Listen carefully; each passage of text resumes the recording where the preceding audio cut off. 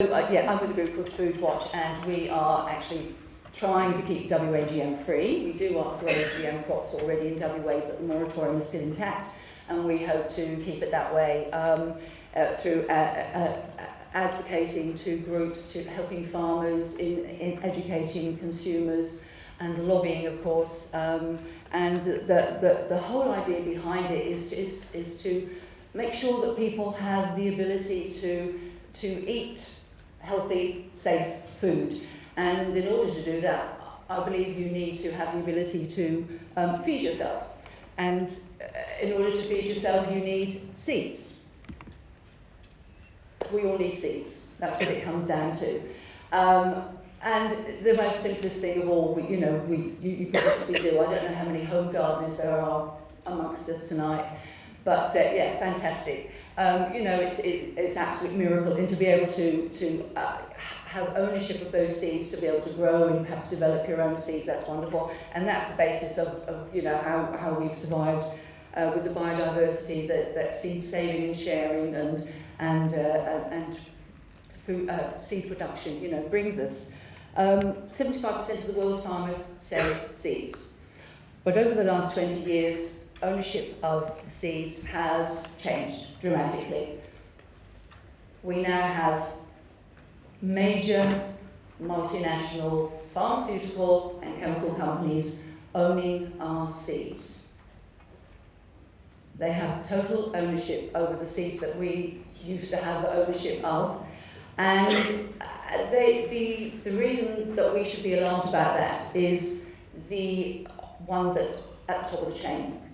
And that's Monsanto. Monsanto buys up seed companies and then seeks to patent and narrows the supply of the seeds down. Monsanto is responsible for 90% of the world's genetically modified seeds and owns 25% of the rest. And that includes Pioneer and the heirloom seeds as well. Organic seeds, they have ownership of organic seeds as well. So the control of our seed banks is looking very shaky because it's now in the hands of multinational companies. So imagine our dismay when we realised that the chief US negotiator is actually a former Monsanto lobbyist. So we can only imagine what is being formulated in the agricultural chapter of the TPP.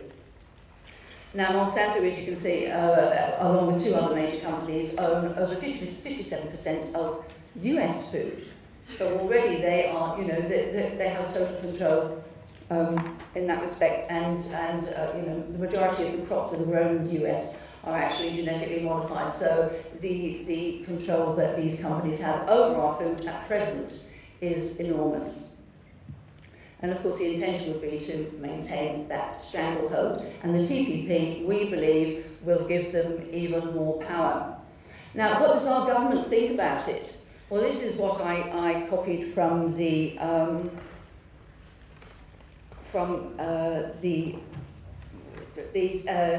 Federal Government Department of Foreign Affairs and Trade website.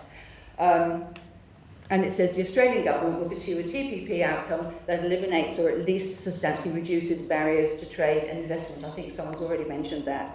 The TPP is more than a traditional trade agreement. It will also deal with behind-the-border impediments to trade and investment. And that's the most important thing of all. What is going to be seen as an impediment?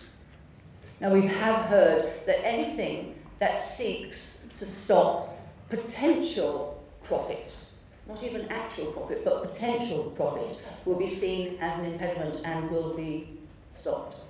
And that presumably would be the likes of me, because I'd be an impediment to all, any of the rest of us here that are all, sort of trying to stop this sort of thing would be seen in the same way. So how would they put this into play?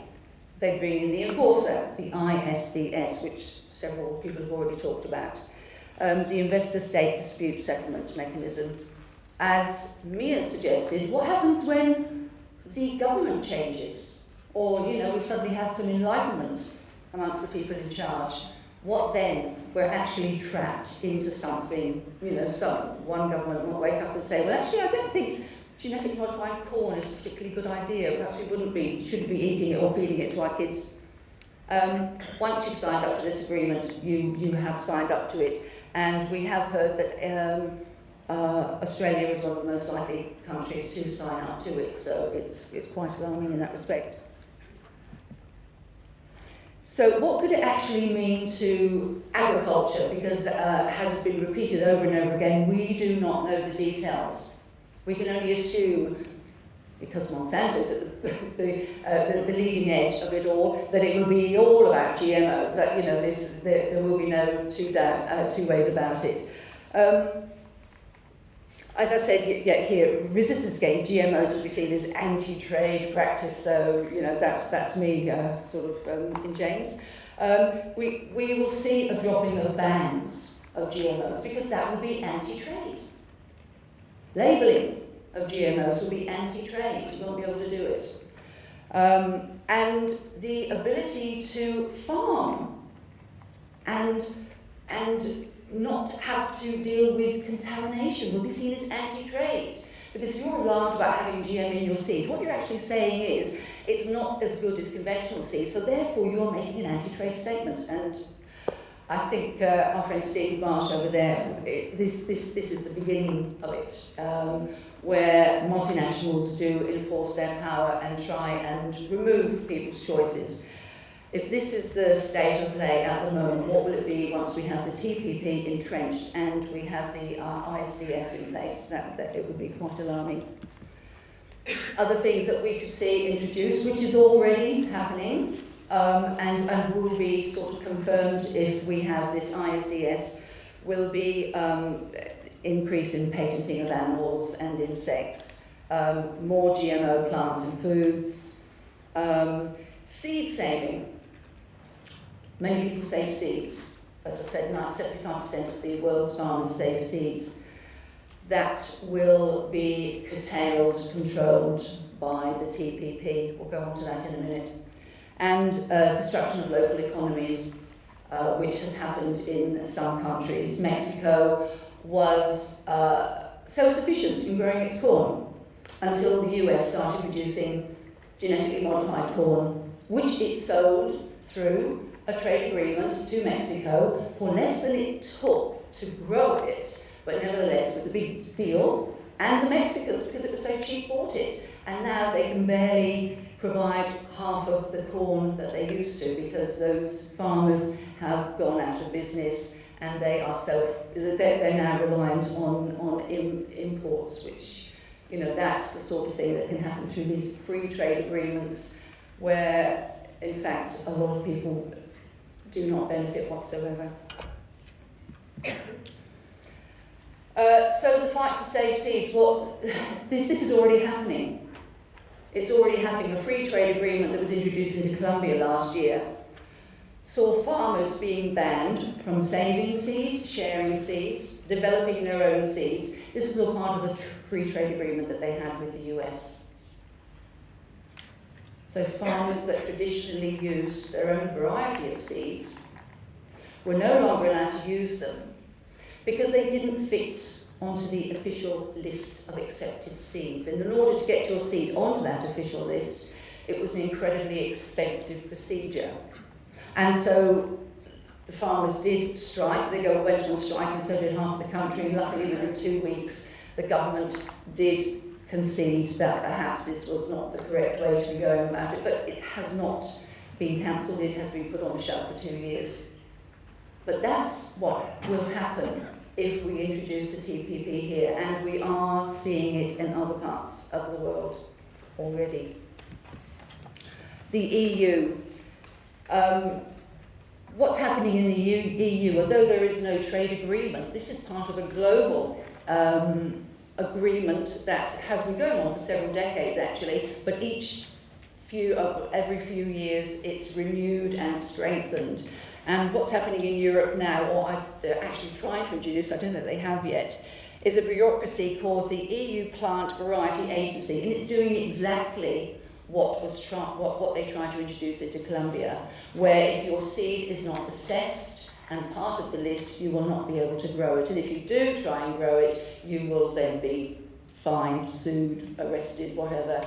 So what it's basically saying is, if you've got the money, you can have your seed put onto this list, and that's the only choice that people will have to feed themselves.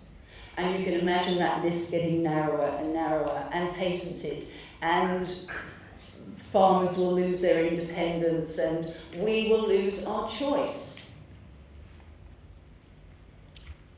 And then we come to Canada, which is exactly the same thing. This is being pushed through in Canada. The Bill C-18, the same sort of thing, which luckily the National Farmers Union is absolutely against, and they've been not yours, don't worry. That wasn't me. They've been fighting against it, and actually they do have quite a firm ground, so it's looking pretty good. But you know, it's once again, it's whoever's got the money can get their seed assessed, can have it on the record, and that's the only seed that will be available. And you know, it totally ignores all of the hundreds and thousands of years that farmers have actually been putting into developing their own seeds for specific environments and land and such like, whereas the likes of Monsanto can come in, one seed fits all, and you know, they get very rich, and the rest of the farmers are then working for the company. And here in Western Australia it is starting. I don't know whether you realised or you were aware of the $56 fee that was put onto seeds coming into WA last year. The state government didn't tell anyone about it, but suddenly on the 1st of July, anyone that wanted to buy seeds from Diggers Over East or any other company outside of the state was hit with a $56 fee on top of the seeds. So, you know, virtually meant one little packet of seed that you get from Diggers might cost you $6 or something, an additional $56 on top of it all, because they see it as a threat to biodiversity. Your little packet of cos or kale or whatever is a massive threat to WA's biodiversity, massive risk. I think one of the biggest risks that we have in WA is GM canola. I think that's a far bigger risk, and yet it's allowed to grow everywhere, totally uncontrolled, up and down the highway, falling out the back of trucks. You know, it's there, it's entrenched, and Monsanto, you know, is I don't know whether you realise, is actually part of the state government. They are in business with the state government. Monsanto owns 25% of our wheat and barley breeding program. So what's the name of that? That's part of the Department of Agriculture. What's the name of that part of the Department of Agriculture that has that seed stuff? Oh, Intergrain. Yes, that's right, Intergrain. So that's it. Monsanto now owns 25% of, or 26% of Intergrain. So what happens is that once the GM crop starts growing and contaminating, farmers that are non-GM will have to put up with some amount of tolerance. That's already been written into the rules as far as conventional growers are concerned. You have to put up with up to 0.9% contamination. There's nothing in the books that mentions organic farms.